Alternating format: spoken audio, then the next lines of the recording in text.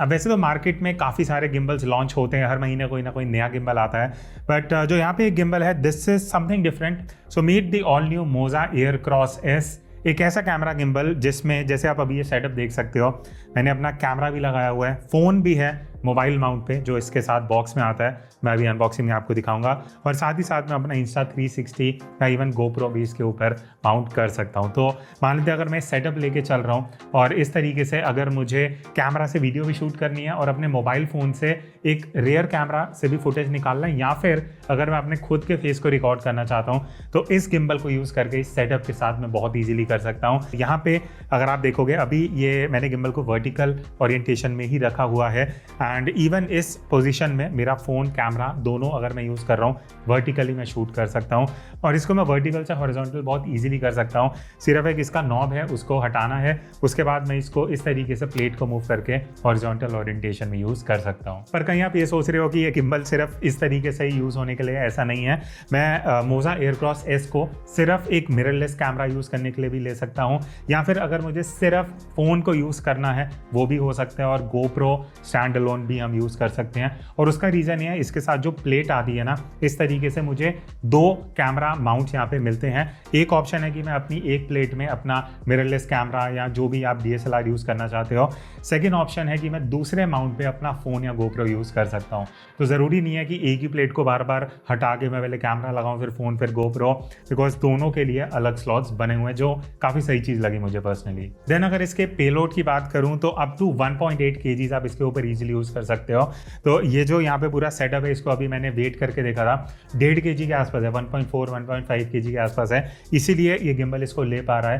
तो 1.8 kg तक easily मैं एक डिसेंट मिररलेस कैमरा, जैसे मैं R7 यूज़ कर रहा हूँ जिसके ऊपर मैंने 16 mm लगाया हुआ है, जहाँ मैं इवन 35 mm या 50 mm लेंस के साथ भी इस कैमरा को यूज़ कर सकता हूँ, बिकॉज 1.8 kg मिररलेस को कंसीडर करते हुए ज़्यादा नहीं होता। इवन अगर आप सोनी के मिररलेस कैमरा यूज़ कर रहे हो, नाइकॉन के, वो भी आप इजीली इसके ऊपर लगा सकते हो, एज लॉन्ग एज वो 1.8 kg के अंदर पेलोड आ रहा है। और यही रीज़न है कि मैं अपने कैमरा के ऊपर मोबाइल माउंट लगा के कैमरा प्लस मोबाइल के कॉम्बिनेशन में यूज़ कर पा रहा हूँ, because in totally 1.8 kg easily ले सकता है। जब मैं यूज़ कर रहा हूँ, या अगर मैं इसके ग्रिप की भी बात करूँ तो काफ़ी सही है, हाथ को अच्छे से रैप अराउंड कर लेता है, and I like the part की नीचे की तरफ यहाँ रबर ग्रिप दिया हुआ है, जो एडिशनल मेरा जो ग्रिप है उसको और ज़्यादा स्ट्रॉन्ग कर देता है। बट उससे बेटर चीज़ मुझे इसका डिज़ाइन लगा, क्यों? बिकॉज जो जॉयस्टिक का प्लेसमेंट है ना, वो काफ़ी सही दिया हुआ है, इस तरीके से बाहर को पार्ट निकला हुआ है, एंड यहाँ पे जॉयस्टिक मैं इजीली थंब से मूव कर सकता हूँ।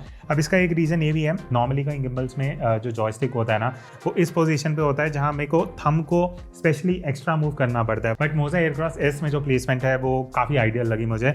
ऐसा आई थिंक और गिम्बल्स को भी इस पोजीशन पे जॉयस्टिक को देना चाहिए। उसके बाद अगर मैं इंटरफेस की बात करूँ तो इसमें टच स्क्रीन तो नहीं है, बट एक छोटा सा डिस्प्ले है, which is good enough considering कि एक एंट्री लेवल गिम्बल है जिसको एक बिगिनर यूज़ कर रहे हैं, या फिर फ़ोन या गोप्रो के लिए आप शायद यूज़ करोगे। तो साइड में मेन्यू का ऑप्शन है, जहाँ जाके मैं इजीली नेविगेट करके अपना मोड चूज़ कर सकता हूँ।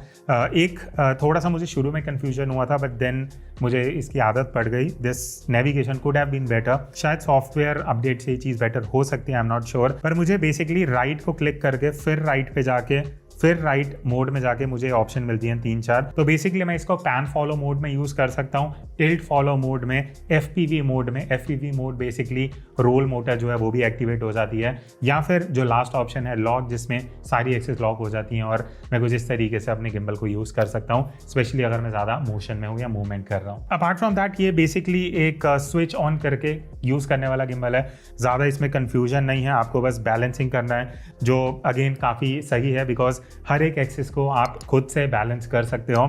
गिम्बल को कैसे बैलेंस करना है वो मैं वीडियो ऑलरेडी अपलोड कर चुका हूँ, आई कार्ड में आ जाएगी, वो आप चेक कर सकते हो अगर आप एक नया गिम्बल ले रहे हो और आपको बैलेंस करना अभी तक नहीं आता। लास्ट में अगर इसके बैटरी की बात करें तो 8 से 10 घंटे का बैटरी का आउटपुट इन टोटल आपको मिल जाता है। चार्जिंग फास्ट है इसमें, सो अराउंड 1.5 घंटे में, 1 से 1.5 घंटे मैक्सिमम में पूरा गिम्बल चार्ज हो सकता है, जिसमें आप इसको अराउंड 8 घंटे यूज़ कर सकते हो। तो अगर आप 2 घंटे का भी शूट के लिए जा रहे हो तो ईजिली आप 4 शूट में एक टाइम पे एक चार्ज में गिम्बल को यूज़ कर सकते हो। तो एक काम करते हैं, जल्दी से इसको अनबॉक्स कर लेते हैं, देखते हैं कि बॉक्स के अंदर क्या क्या मिलता है। सो सबसे पहली चीज़ है Aircross S gimbal in itself, इसको अभी साइड में रख देते हैं। देन आपको एक ट्राइपॉड मिलता है जो काफ़ी हेल्पफुल रहेगा अगर आप अपने गिम्बल को बेसिकली किसी सरफेस पे रखना चाहते हो।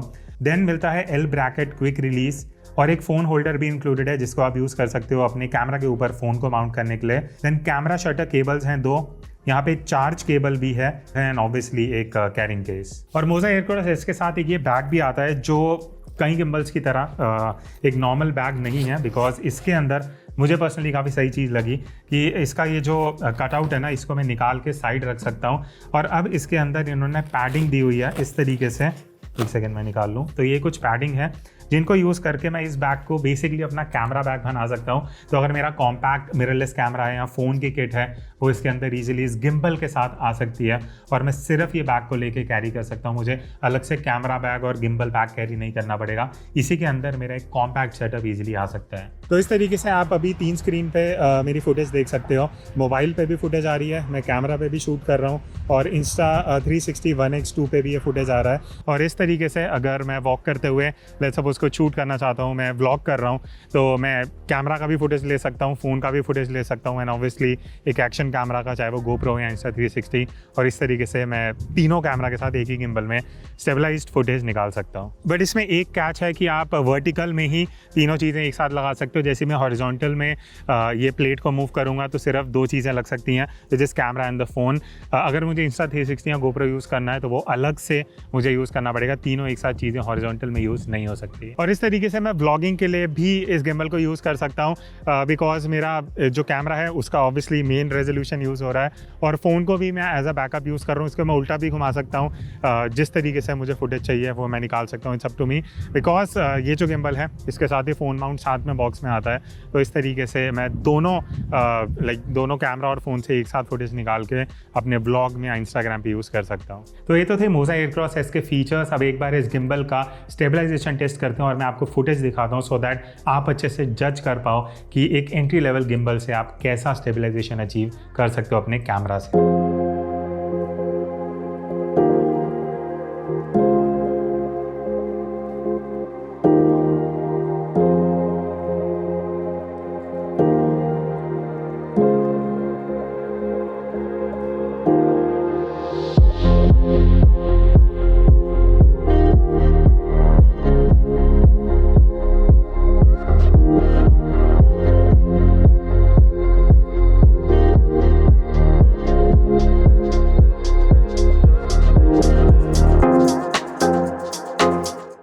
तो अब ये क्वेश्चन आता है कि मोजा एयरक्रॉस एस गिम्बल है किसके लिए। तो अगर आप एक एंट्री लेवल गिम्बल लेना चाहते हो, मान लेते हैं आप जस्ट शुरू कर रहे हो एज अ कंटेंट क्रिएटर, आपको एक ऐसा कैमरा गिम्बल चाहिए जिसमें आपका मिररलेस कैमरा भी लग सके और साथ ही साथ आपके फ़ोन एक्शन कैमरा और 360 डिग्री भी अगर आप यूज़ करना चाहते हो, स्पेशली अगर BTS शूट करने के लिए या इंडिविजुअली भी। पेलोड 1.8 kg है विच इज़ गुड इनफ, जहाँ most of the cameras with phone आप ईजिली यूज़ कर सकते हो।